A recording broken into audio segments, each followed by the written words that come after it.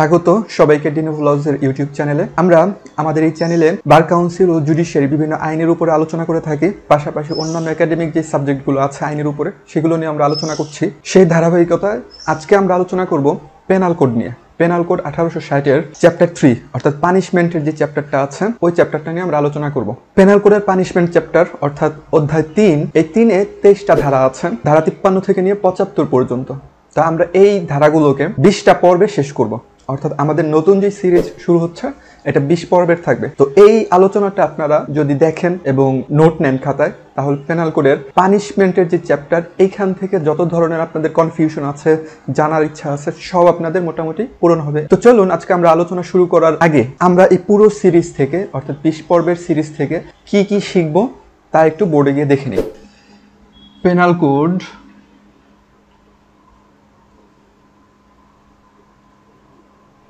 1860 chapter হচ্ছে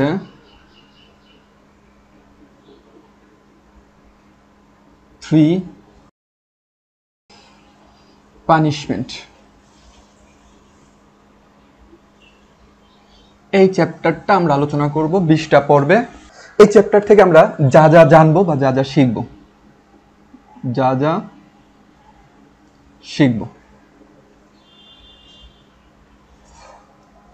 প্রথমত দেখব আমরা এখানে ডেথ পেনাল্টি দেওয়ার ক্ষেত্রে ক্ষমতা কার আছে এবং কনফার্ম করার ক্ষমতা কার আছে, অর্থাৎ ডেথ পেনাল্টি। আমি ডেথ পেনাল্টিকে শর্টে লিখব ডিপি।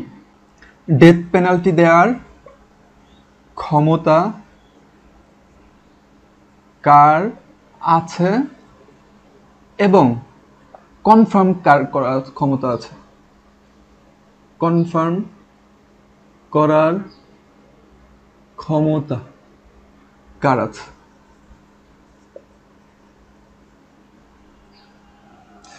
এছাড়া আমরা এই সিরিজ থেকে আরো যা জানবো সেটা হচ্ছে এই যে ডিপি বা ডেথ পেনাল্টির এগেইনস্টে আপিলের বিধান।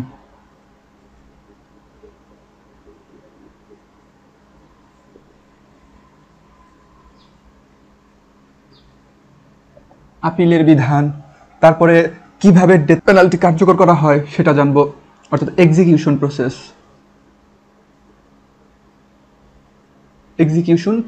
প্রসেস। এছাড়া এখান থেকে দেখব যে ডিপি অর্থাৎ ডেথ পেনাল্টি বা ক্যাপিটাল পানিশমেন্ট কখন স্থগিত করা যায়। হ্যাঁ, ক্যাপিটাল পানিশমেন্ট কখন পোস্টপন্ড করা যায়। এরপর আমরা আরো আলোচনা দেখব এখান থেকে যাবজ্জীবন বলতে আমৃত্যু বুঝাবে নাকি 30 বছর বুঝাবে। যাবজ্জীবন, হ্যাঁ, যাবজ্জীবন বলতে আমৃত্যু অথবা 30 বছর কোনটা বুঝাবে, এই প্রশ্নের উত্তরটা আমরা এই সিরিজ থেকে পেয়ে যাব। পাশাপাশি এটার সাথে আমরা সিআরপিসি সেকশন 35 এটা কানেক্ট করব। সিআরপিসি থেকে আরো অনেক ধারা এখানে ইনক্লুড হবে এই সিরিজে, অনেকগুলো ধারা থাকবে এই সিরিজের আলোচনাতে সিআরপিসি থেকে। অর্থাৎ যদিও আমরা পেনাল কোড পড়ছি কিন্তু সিআরপিসি কানেক্ট হবে এখানে। অন্যান্য আরো কয়েকটা আইনের বিভিন্ন ধারা আমরা এই সিরিজের মধ্যে আলোচনা তুলে ধরবো, যেই আলোচনার সাথে প্রাসঙ্গিক হয়। অর্থাৎ আপনারা যদিও পেনাল কোডের সিরিজ দেখছেন, সিআরপিসির অনেক কিছু শেখা হয়ে যাবে, আমাদের অনেকগুলো ধারাও পড়া হয়ে যাবে। এরপর আমরা এখান থেকে আর কি শিখবো, কখন পূর্বে হাজতে থাকা দিনগুলি কারাদণ্ডের মেয়াদ থেকে বাদ দেওয়া যায় আর কখন বাদ দেওয়া যায় না, অর্থাৎ কারাদণ্ডের মেয়াদ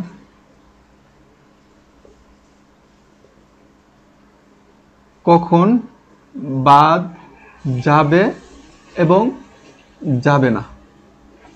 এরপর আমরা দেখব গভর্নমেন্ট ও রাষ্ট্রপতি প্রেসিডেন্ট মৃত্যুদণ্ড ও যাবজ্জীবন কারাদণ্ড হ্রাস করতে যে পারে সেই বিধান। ডেথ পেনাল্টি ও যাবজ্জীবন কারাদণ্ড, লাইফ টাইম ইমপ্রিজনমেন্ট হ্রাস করার, আমি শর্টে লিখছি সব, হ্যাঁ, হ্রাস করার বিধান। এছাড়া আমরা দেখব সলিটারি কনফাইনমেন্ট সম্পর্কে, 6 নম্বরে সলিটারি কনফাইনমেন্ট সম্পর্কে, অর্থাৎ নির্জন কারাবাস সম্পর্কে। সলিটারি কনফাইনমেন্ট বা নির্জন কারাবাস সম্পর্কে। এরপরে দেখব কখন অর্থদণ্ড দেওয়া যায়, কখন অর্থদণ্ড দেয়া যায়। এছাড়া অর্থদণ্ড প্রদান না করলে পানিশমেন্ট কি হবে? অর্থদণ্ড যদি প্রদান না করলে পানিশমেন্ট কি হবে? এছাড়া এখানে জায়গার সংকুলনের কারণে আমি মুখে মুখে বলে দিচ্ছি আরো কি কি শিখবো আমরা। শুধু অর্থদণ্ড দেওয়া হলে সেটার বিধানটা কি? শুধু অর্থদণ্ড দেওয়া হলে সেটার বিধানটা কি হবে? অন্য আর কোনো পানিশমেন্ট দেওয়া হয়নি, শুধু অর্থদণ্ড। এছাড়া কখন শাস্তি কম এবং কখন শাস্তি বেশি দিতে হবে, এই সিচুয়েশনটা কোন কোন ক্ষেত্রে আসবে তাও শিখবো আমরা এখান থেকে। এছাড়া পুরো আলোচনাটার সাথে আমরা সিআরপিসির অনেক কিছু শিখবো, অনেকগুলো ধারা আনবো এই আলোচনার মধ্যে। তো এই বিষয়গুলো আমরা এখান থেকে শিখবো। তাহলে এই শর্ট আরেকবার রিক্যাপ করি। যা যা শিখবো আমাদের এই 20 পর্বের সিরিজ আলোচনা থেকে, অর্থাৎ চ্যাপ্টার 3 বা পানিশমেন্টের চ্যাপ্টার থেকে। ডেথ পেনাল্টি দেওয়ার ক্ষমতা কার আছে এবং কনফার্ম করার ক্ষমতা কার হচ্ছে। ডেথ পেনাল্টির এগেইনস্টে আপনার আপিলের বিধান কি হবে, এক্সিকিউশন প্রসেস কি হবে, ক্যাপিটাল পানিশমেন্ট কখন পোস্টপোন করা যায়, এছাড়া আপিল করতে হলে কতদিনের মধ্যে করতে হয়, যাবজ্জীবন কারাদণ্ডের বিধান দেখবো আমরা। এখানে আমৃত্যু অথবা 30 বছর কোনটা আমরা কখন ধরবো বা কোনটা আমরা যাবজ্জীবন বুঝবো, এই বিষয়গুলো আমরা এখানে ক্লিয়ার হবো। পাশাপাশি সিআরপিসির সেকশন 35A এটা আমরা কানেক্ট করবো, যদিও সিআরপিসির অনেকগুলো সেকশনে বিভিন্ন আলোচনার সাথে কানেক্ট হবে। এছাড়া আমরা কারাদণ্ডের মেয়াদ কখন বাদ যাবে এবং কখন যাবে না, অর্থাৎ পূর্বে আপনি কারাদণ্ডে ছিলেন ওই জায়গাটা থেকে কখন বাদ যাবে কখন বাদ যাবে না, এই বিষয়গুলো আমরা দেখবো। এছাড়া সরকার এবং প্রেসিডেন্ট কখন ডেথ পেনাল্টি এবং লাইফ ইমপ্রিজনমেন্ট হ্রাস করতে পারে, ওই বিধানটা আমরা দেখবো। এছাড়া দেখবো সলিটারি কনফাইনমেন্ট অর্থাৎ নির্জন কারাবাস সম্পর্কে। এছাড়া অর্থদণ্ড কখন দেওয়া যায়, অর্থদণ্ড প্রদান না করলে আপনার কি পানিশমেন্ট হবে, অথবা শুধু অর্থদণ্ডই যদি হয় আপনার পানিশমেন্ট, তাহলে সেক্ষেত্রে বিধান কি, ইত্যাদি ইত্যাদি এই বিষয়গুলো আমরা এখানে দেখবো। এর পাশাপাশি সিআরপিসি সেকশনগুলো তো থাকছেই। তো চলুন আমরা আজকে আমাদের মূল আলোচনা দিই। তো পেনাল কোডের চ্যাপ্টার 3 পানিশমেন্ট যে চ্যাপ্টার, এই চ্যাপ্টারের 20 পর্বের সিরিজ আলোচনার প্রথম ভিডিওতে আমরা আলোচনা করব ধারা 53 নিয়ে, শাস্তির প্রকারভেদ বা কাইন্ডস অফ পানিশমেন্ট।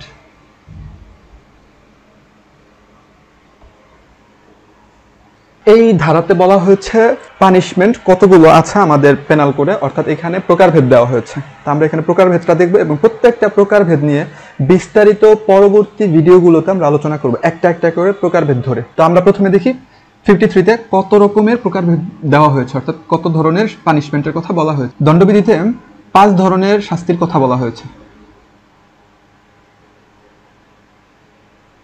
শাস্তির কথা বলা হয়েছে। নাম্বার 1 মৃত্যুদণ্ড বা ডেথ পেনাল্টি।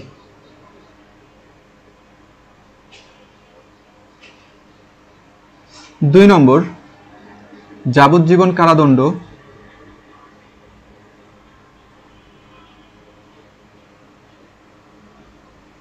বা লাইফ টাইম ইমপ্রিজনমেন্ট।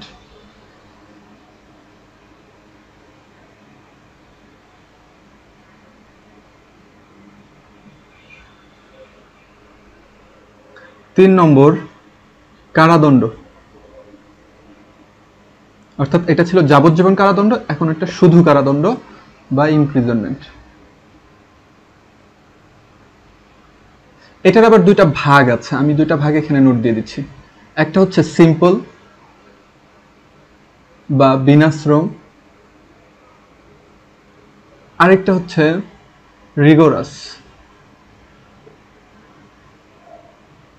বা সশ্রম। অর্থাৎ কারাদণ্ড 2 রকমের, একটা হচ্ছে সিম্পল আর একটা হচ্ছে রিগোরাস। 4 নম্বর সম্পত্তি বাজেয়াপ্ত করা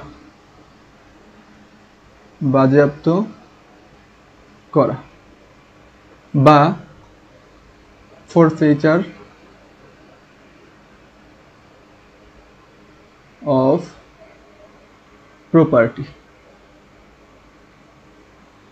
5 নম্বর অর্থদণ্ড, বাংলায় এটার আরেকটা নাম আছে জরিমানা বা ফাইন।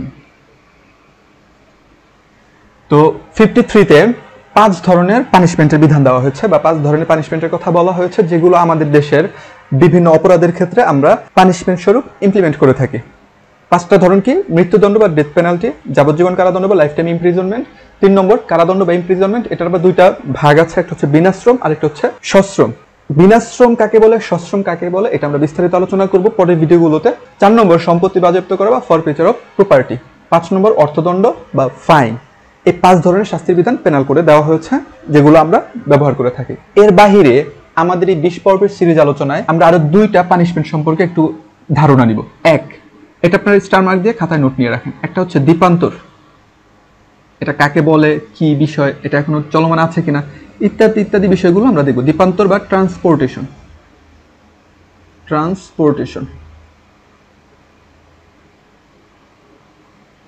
আরেকটা স্টার মার্ক দিয়ে লিখে রাখেন বেত্রাঘাত বা হুইপিং।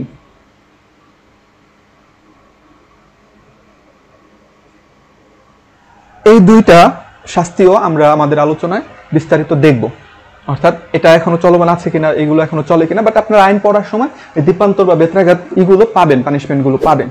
তো এটা আমরা ব্যবহার করবো কিনা, এই বিস্তারিত আলোচনাগুলো আমরা এই 20 পর্বের সিরিজ আলোচনাতে আমরা দেখব। তো আজকে আমাদের পেনাল কোডের চ্যাপ্টার 3 অর্থাৎ পানিশমেন্টের চ্যাপ্টারের 20 পর্বের যে সিরিজ আলোচনা, তার প্রথম পর্বের ভিডিওর আলোচনা ছিল। এই ভিডিওতে আমরা কভার করার ট্রাই করেছি আমাদের পুরো 20 পর্বের সিরিজ আলোচনাতে কি কি শিখবো সেই বিষয়গুলো, এবং পাশাপাশি আজকে আমাদের প্রথম ভিডিওতে আলোচনা করেছি পেনাল কোডের সেকশন 53 অর্থাৎ পানিশমেন্টের প্রকারভেদ, কত রকমের পানিশমেন্ট আমাদের পেনাল কোড অ্যাপ্রুভ করে। এর বাইরে আমরা 2টা পানিশমেন্টের বিধান দেখব, যেগুলো আমি অলরেডি বোর্ডে লিখেছি। তো আপনারা জানেন আমাদের দিনভ্লগস একাডেমির ইউটিউব চ্যানেলে বার কাউন্সিল এবং জুডিশিয়ারির বিভিন্ন আইনের উপর আলোচনা হয়ে থাকে। তো এই ভিডিওগুলো দেখবেন এবং পাশাপাশি বন্ধু-বান্ধবের সাথে শেয়ার করবেন এবং সাবস্ক্রাইব করে পাশে থাকবেন। তো আমাদের পেনাল কোডের চ্যাপ্টার 3 অর্থাৎ পানিশমেন্টের চ্যাপ্টারের পরবর্তী যে ভিডিও অর্থাৎ দ্বিতীয় ভিডিও দেখার আমন্ত্রণ জানিয়ে আজকের মতো এখানে বিদায় নিচ্ছি। আল্লাহ হাফিজ।